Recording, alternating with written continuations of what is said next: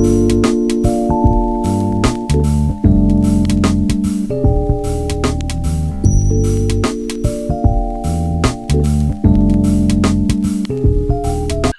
¿qué tal a todos? Hoy estamos aquí con el doctor Diego López Macías, médico internista y oncólogo médico. Hola, buenas tardes, ¿cómo está? Hola Karen, ¿cómo estás? Todo muy bien, muchísimas gracias. Gracias por la invitación. Gracias a usted por brindarnos este espacio para aclarar nuestras dudas. El tema que vamos a abordar hoy es el cuidado temprano. De acuerdo. Le voy a hacer algunas preguntitas de dudas que tienen nuestros pacientes. Claro. Pues ya de ahí vamos arrancando con el tema. ¿Qué le parece? De acuerdo, sí, sin problema. Perfecto. La primera es ¿por qué es crucial un diagnóstico temprano en el cáncer? Ok, esa es muy buena pregunta. Es muy crucial el diagnóstico temprano de cáncer porque la enfermedad, entre más avanzada se encuentre, el pronóstico cambia totalmente. Entonces, de forma general, digo, la parte que veo son tumores sólidos y estos tumores sólidos se clasifican en estadios clínicos. Los estadios clínicos son dónde se encuentra la enfermedad, sin el tumor en el sitio, en el órgano primario y hasta dónde se ha ido a otro lado, que sería ya metastásico. Entonces, si se detecta temprano, serían estadios clínicos 1 y muchos de ellos podemos hablar que inclusive son curativos. Entonces, el no detectarlos de forma temprana va a hacer que sea más avanzada la enfermedad y de ese modo ya no van a ser de carácter curativo. Perfecto. ¿Y cuáles son los beneficios y las ventajas del diagnóstico precoz con los pacientes con cáncer? El beneficio es incrementar la supervivencia, podemos hablar inclusive de curación para algún tipo de tumores y, por ejemplo, menos morbilidad. O sea, ¿a qué me refiero con menos morbilidad? Cuando una enfermedad está muy avanzada, se necesitan a veces tratamientos mucho más agresivos, tanto de quimioterapia, cirugía, radioterapia, y cuando son enfermedades mucho menos, más tempranas, los tratamientos incluso pueden ser menos agresivos, de tal modo que también la calidad de vida puede ser importante en ese escenario en el que si se detecta temprano, son procedimientos menos agresivos en comparación de cuando es más avanzado. Perfecto. Y, por ejemplo, cuando un paciente, o sea, ¿cómo te das cuenta que ya un paciente, se nota luego cuando ya un paciente llega con un cáncer avanzado Ok. O sea, digamos, la diferencia tal vez entre pacientes cuando tienen enfermedad muy temprana a cuando ya está más avanzado, ¿verdad? Ajá. Sí, digo, los síntomas, los síntomas que va a presentar un paciente, digo, van a ser de acuerdo a dos cosas. Una, de dónde nació el tumor, y la otra, si es muy avanzado, cuando hacen metástasis, a veces dan molestias en el sitio de metástasis. Digo, voy a dar un ejemplo, ¿no? Por ejemplo, cáncer de mama ha sido un tipo de tumor que el tamizaje ha demostrado un gran beneficio, con una disminución de la mortalidad de hasta un 20% cuando se detectan de forma temprana. Entonces tenemos dos escenarios. Un escenario es cuando la mujer se hace un tamizaje de forma constante cada año. La detección va a ser por imagen nada más. O sea, ella va a ser una mujer que no va a tener ninguna molestia, ningún síntoma, y solamente porque por el tamizaje se detectó una lesión, se hace la biopsia y es una paciente que puede parecer totalmente normal, o sea, que se ve normal, o sea, sana. Y al contrario, a cuando es una enfermedad que ya avanza muchísimo, el cáncer, por ejemplo, cuando es de mama, hablemos de este mismo ejemplo, ya hacen metástasis, entonces podemos ver que bajan de peso mucho, que, por ejemplo, si metástasis se va a un sitio como el hueso, van a tener muchísimo dolor de espalda, o a veces cuando se van al pulmón van a tener como tos, falta de aire, o inclusive a escupir un poquito. Entonces, como que va variando el tipo. Ok, perfecto. ¿Y cuáles son los métodos o pruebas de detección temprana más efectivos para ciertos tipos de cáncer?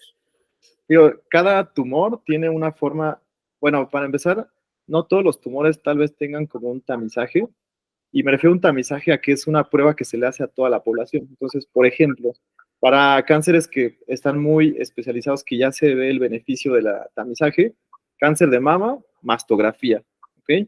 Esto a partir de los 40 años y dependiendo de si hay factores de riesgo familiares, por ejemplo, que se tenga que familias que tengan cáncer, sí va a haber el riesgo de a ver si no se hacen inclusive más temprano, ¿no? Eso es mastografía y a veces se apoya con ultrasonido. Otro ejemplo que tenemos es, por ejemplo, cáncer de colon, que ahí sería sangre oculta en heces, o sea, literal en unas muestras de heces fecales, se ve si hay sangre y se inicia un abordaje de colonoscopías, o a veces también está el abordaje con colonoscopías. Por ejemplo, para detectar cáncer de pulmón, que también es un tamizaje que ya está establecido, ahí sería una tomografía de tórax, ¿no? Entonces, como que cada tumor tiene su, dependiendo a los factores de riesgo que el paciente presente, es como el tipo de estudio que se va a utilizar.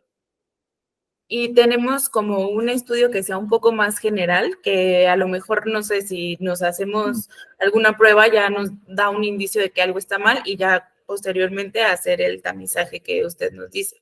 Un estudio universal, como para todo tipo de tumor, no, o sea, no hay ninguno. Siempre va a ser dirigido hacia uno en especial. No existe como ni de sangre, ni tampoco de imagen universal para que podamos detectar como cualquier otro tipo. Perfecto. Y en el caso de los niños, igual existe también algún tamizaje que sea muy específico o es igual que en los No, adultos. dirigido exactamente a las molestias y factores de riesgo que tenga el niño. Perfecto. ¿Y cómo influye el diagnóstico en etapas tempranas en el pronóstico y el éxito del tratamiento del cáncer? Totalmente, o sea, cambia muchísimo. Cuando un tumor se detecta en etapas tempranas, el pronóstico es, digamos, un ejemplo, estadios clínicos unos, que es una enfermedad chiquita y solo en un órgano. A los 5 años, más del 90%, muchos de los pacientes se encuentran vivos, sin enfermedad y como muy sanos, ¿no? Y si se detecta en un estadio clínico 4, estas supervivencias a los 5 años más o menos están disminuyendo, hasta inclusive hasta el menos del 10%. Entonces es importantísimo el estadio clínico en el cual se detecta la enfermedad. Perfecto. ¿Y cuáles son los síntomas más comunes que las personas no deben ignorar? Ok, digo, hay muchos de forma general y cada tumor tiene sus molestias, pero mencionaré algunas que siempre van a ser importantes. Una de ellas es baja de peso, pero de forma involuntaria, es decir, que no haya ninguna explicación, o sea, que no estén en un régimen dietético o están tomando algún medicamento que haga que baje de peso, sino que de forma involuntaria estén bajando de peso. Otra puede ser que presenten fiebres de forma constante, o sea, tal vez diario. Puede ser sudoración, que se asocia mucho a sudoración nocturna, es decir, a veces los pacientes están toda la noche sudando y amanecen empapados. Otro puede ser que haya presencia de bolitas que se podrían ser adenomegalias, o sea, que están en el cuello, en axilas, y ya de ahí será dirigido como por ejemplo, al tipo de tumor, ¿no? Entonces, no sé, si es un ejemplo mama, una bolita, si es, por ejemplo, en pulmón, a lo mejor tos y falta de aire, a lo mejor si es algo en el tracto gastrointestinal, a lo mejor puede ser que hagan popó con sangre. Entonces, ahí sería como un poco más específico. Muy bien. Y, por ejemplo, ¿hay como alguna otra indicador como, no sé, manchitas en la piel que le salgan? De manchitas de piel podría ser, si hablamos específicamente de tumores que son de la piel, ¿no? Entonces, de forma general se clasifican en dos tipos, los que son cáncer melanoma y los no melanoma. Entonces, sí, o sea, si hay lesiones en la piel que les llame la atención a alguien, hay que ver que estas características no cambien, como por ejemplo que crezcan las lesiones, que se ulceren, o sea, que se hagan como huequitos, que empiecen a ser asimétricas, es decir, tengan una forma irregular, no como de un círculo, que tengan muchos colores, o sea, inclusive son a colores, pero porque a veces hay zonas como de que dentro de ese mismo lunar tal vez haya colores muy claros y muy oscuros, y básicamente sería eso. Ya, y que a lo largo del tiempo vean que haya modificado. Entonces, esos serían como datos tal vez de alarma. Ok. Entonces, digamos que es recomendable, o sea, porque creo que en nuestra cultura, sobre todo en Latinoamérica, no tendemos a correr siempre al doctor, como que nos esperamos o lo aplazamos. A muchos nos da miedo incluso ir al doctor y que es como persuadimos a la... A la población en general. Claro, Bueno, o sea, creo que más ahí va chequeos anuales de forma general. O sea, chequeos anuales tal vez que cada año una persona vaya a hacerse un chequeo normal. O sea, general incluye que le hagan estudios de laboratorio, pues para ver cómo está el hígado, cómo está el riñón, cómo está la glucosa, cómo están las células de la sangre, cómo se encuentra en su presión arterial, cómo se encuentra en su frecuencia cardíaca, cómo se encuentra en su peso, Y creo que de ahí, si algo sale alterado de ahí, podría iniciar un abordaje hacia buscar algo prematuro de que a lo mejor nos haga sospechar que evoluciona cáncer. ¿No? Digo, también cáncer sé que es una palabra que obviamente da miedo, obviamente por los desenlaces, Claro. sin duda, pero cualquier síntoma que se presente, hay muchos escenarios de diagnóstico antes de decir que es cáncer. Entonces, ¿por qué lo digo lo de un chequeo general? Porque aunque no se detecta cáncer, a lo mejor se detecta algunas otras enfermedades que también pueden ser de índole curativa. Perfecto. ¿Qué desafíos existen actualmente para lograr un diagnóstico temprano en todos los casos de cáncer? Ok, digo, algo que desafortunadamente eso sí, pues es en países que tenemos como de tercer mundo. Eh, en países de primer mundo, digo, hay guías muy establecidas, por ejemplo, aunque se haga un tamizaje adecuado, es decir, aunque digamos un ejemplo, una mujer se haga bien sus mastografías con cada año, este sistema de referencia de salud puede ser tardío. Entonces, por ejemplo, si una mujer detecta una lesión en una mastografía, eh, cuando se buscan estos centros ya más especializados hacia cáncer, es donde puede tardar un poquito. Entonces, yo creo que ahí sí hay que presionar un poquito con la población, que si encuentran algo, o sea, sí insistan mucho en que tengan una atención lo más pronto que se pueda, ¿no? Digo, entendemos que el sistema de salud puede ser muy tardado, pero a lo mejor se pueden apoyar de medicina privada para que puedan adelantar algunas cosas y posteriormente su seguimiento en medicina pública, pero no dejar pasar como que algo no está sucediendo, ¿no? Otro tema muy importante es cultural, o sea, entonces también el mostrar algún tipo de problema ante, a lo mejor en su escenario como familiar, también puede ser que sean personas que tengan mucha pena de decir que están enfermas y a veces sucede que evoluciona mucho la enfermedad y no buscan atención previamente, ¿no? Entonces creo que uno de los retos muy importantes es educación, o sea, es educación de los pacientes, pero bueno, pueden buscar información en internet y si no, justo ir a un chequeo médico para que ahí puedan apoyarse en que puedan ser como atendidos y buscar algo en específico, si es necesario ir dirigido hacia algo con cáncer. Muy bien. ¿Cómo podría mejorar el sistema de salud, la conciencia y el acceso a los programas de detección del cáncer, que es justo lo que estábamos hablando ahorita? Yo creo que ahí sí es que literal la población sea un poco proactiva, porque los programas de salud sí están, o sea, digamos, el IMSS, ISSSTE, Secretaría de Salud, sí están haciendo programas de detección temprana de cáncer y detección de varias enfermedades, solamente que la población tal vez no esté tan consciente de que existen esos programas. Entonces creo que sería bueno acudir a cualquiera de estos y preguntar específicamente como qué puedo hacer yo para que, o cómo puedo acceder a este programa, o cómo puedo hacer tales estudios, ¿no? Mucho influye en la educación médica, entonces también cualquier cosa que vayan y lo encuentren, por ejemplo, en las redes sociales, como que corroborarlo bien ya con un sistema de salud, ¿no? O sea, con un médico especialista. Sí, claro, porque también en redes luego encontramos como también mucha información justo falsa, que Exacto. también es otro factor, o sea, que hay pacientes que, o, no, o por ejemplo, los jóvenes también ya sentimos algo y es más fácil googlearlo que ir al doctor.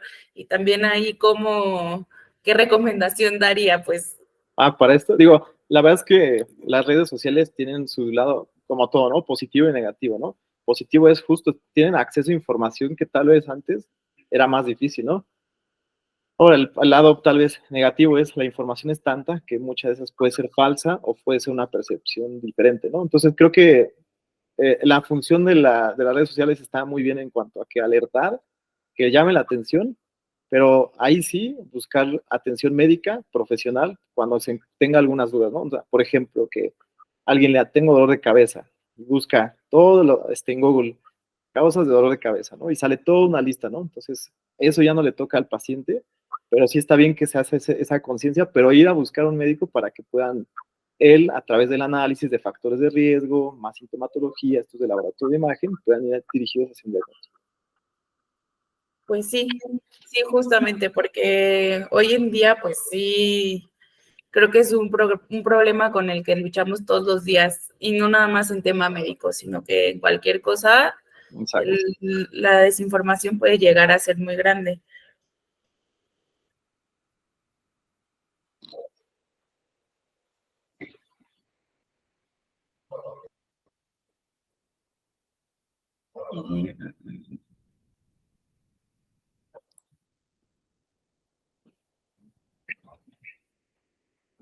¿Qué papel desempeñan las pruebas genéticas y la medicina personalizada en la detección temprana del cáncer? Ok, ahorita pruebas personalizadas para detección de algunos tipos de tumores sí existen cuando hay asociación con algunos genes que ya están bien establecidos. O sea, un ejemplo, eh, igual mama, que es de lo más común. Por ejemplo, si hay familiares que mamá, papá, hermanas, primas, tías tienen cáncer, les hacen una detección de genes y sale un gen que se llama BRCA. Este gen sí está asociado a que los demás familiares lo tengan. Entonces, bajo ese contexto, tal vez sí hay una población muy pequeña que tiene estas mutaciones, por ejemplo, ¿no? Aquí en México va hasta un 30%, ¿no? Pero de ahí en fuera algo muy especializado no hay. Ahorita se está investigando, pero está en investigación pruebas, por ejemplo, que se llaman DNA circulante tumoral, que son nada más por sangre, se miden y si hay este DNA de células tumorales, no se asocia a que hay presencia de tumor y se ha estudiado, de hecho, como un marcador para ver si la enfermedad regresa.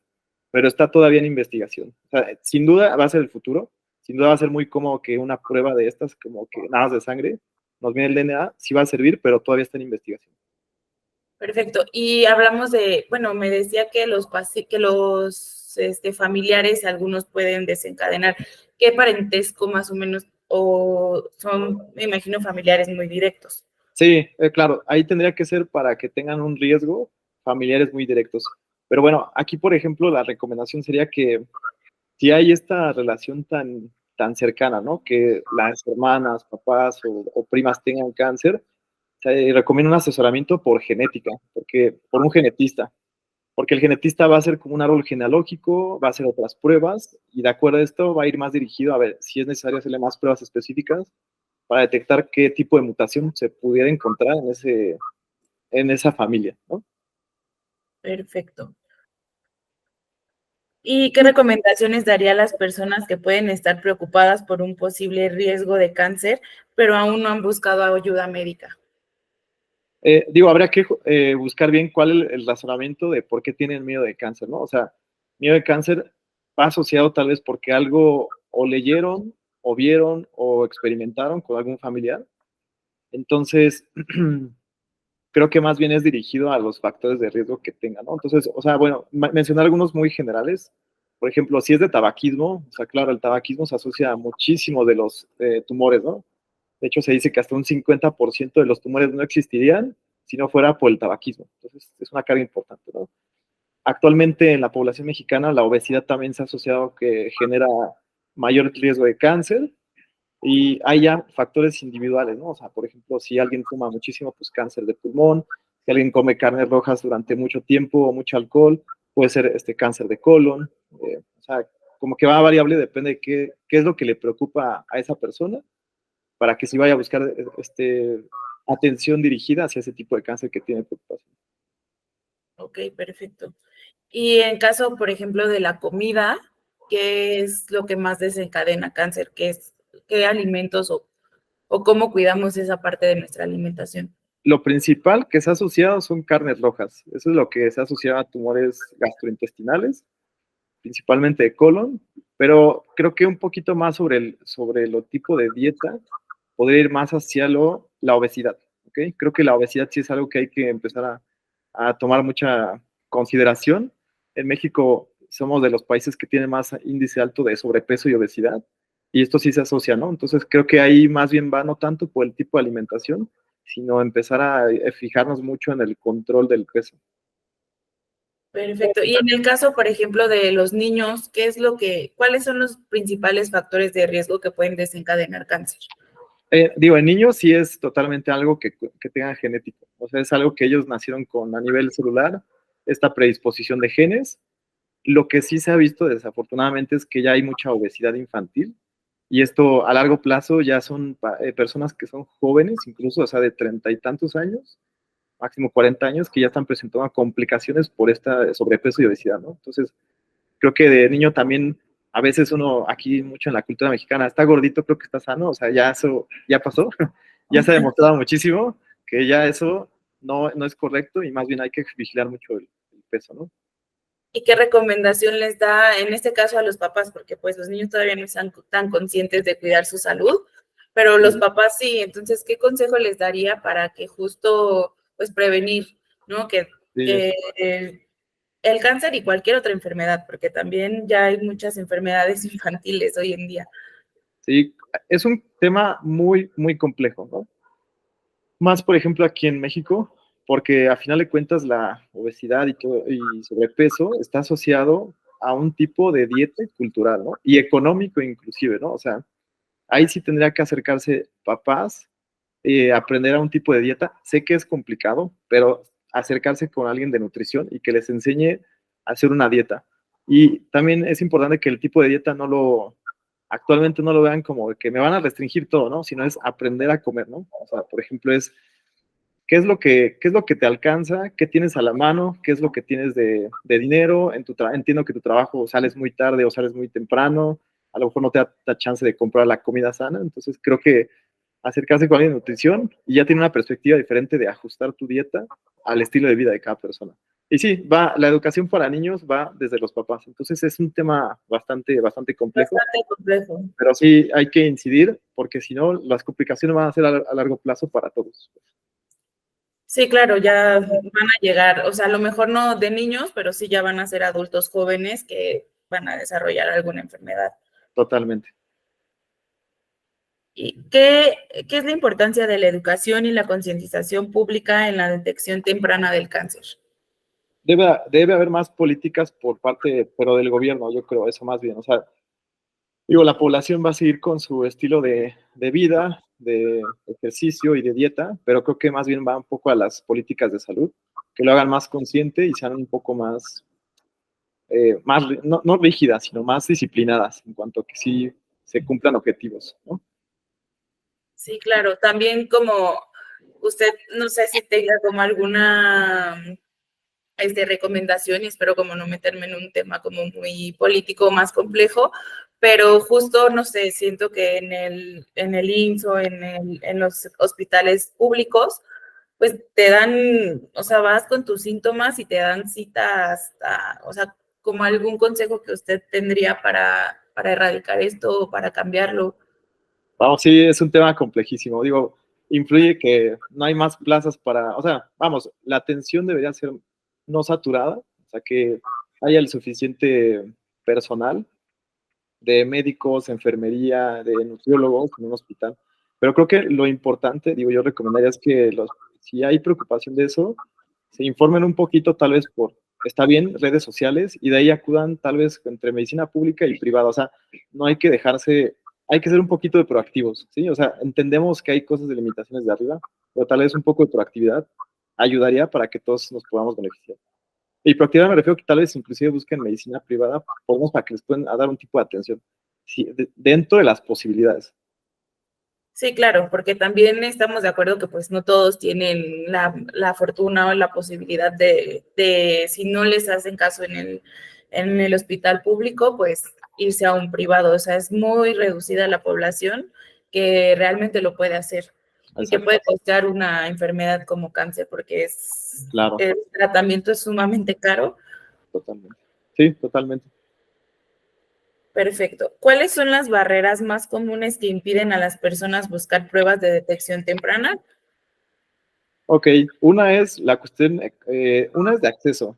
O sea, las pruebas a lo mejor aquí no están, ¿no? O sea, tal vez a nivel mundial existen pruebas buenas y a lo mejor aquí no hay. Dos, las que hay son de un alto costo, ¿no? Entonces, no todos tienen acceso a este tipo de pruebas, ¿no? Y creo que tres, hay que aprender a utilizarlas, entonces tal vez no se piden como de forma para todos los pacientes, sino para algunos con algunas características o factores de riesgo específicos, ¿no? O sea, serían como las principales barreras. Acceso y costo es lo que más tenemos problema para que se hagan estas pruebas. Sí, pues sí, claro. Pues le agradezco mucho su tiempo. Espero que a todos nuestro público pues les haya servido esta información, que se sigan checando y que no dejen, o sea, si ven alguna anomalía o alguna cuestión, pues que no duden en ir con su médico ahí, y que no tengan miedo, sobre todo, que la palabra cáncer puede sonar muy fuerte, pero si se detecta a tiempo es muy salvable y podríamos evitar tal vez muchas muertes de personas jóvenes, de niños incluso. Sí, totalmente. Sí, creo que una de las recomendaciones es, inclusive uno prefiere que exageren. O sea, es decir, es mejor que vayan a la consulta por que pareció un granito a que hayan dicho no, no fue nada y lo dejaron pasar, ¿no? Importante, ¿no? Cualquier signo o síntoma que se detecte de forma muy temprana puede modificar totalmente el curso de la enfermedad. Entonces sí es importante que hay que vencer estas barreras que a veces de miedo, de que, ¿por qué no voy? Porque me da miedo que me diga algo. Sí, pero podemos modificar totalmente el curso de la enfermedad, ¿no? No solamente en cáncer, sino en cualquier otra enfermedad, ¿no? O sea, diabetes, problemas del corazón, etc. Claro. Pues muchas gracias, doctor. Le agradezco mucho su tiempo y espero que usted también se haya sentido muy cómodo con esta plática. No sé, ¿tiene algunas redes sociales en las que los podamos contactar? Digo, no, ahorita no tengo redes sociales, pero si quieren pueden buscarme. O sea, ahí está en mi nombre, doctor Diego López Macías, y con gusto cualquier cosa, pues podemos atenderlos. Perfecto, muchas gracias. Le agradezco mucho su tiempo. Sí, muchísimas gracias, Karen.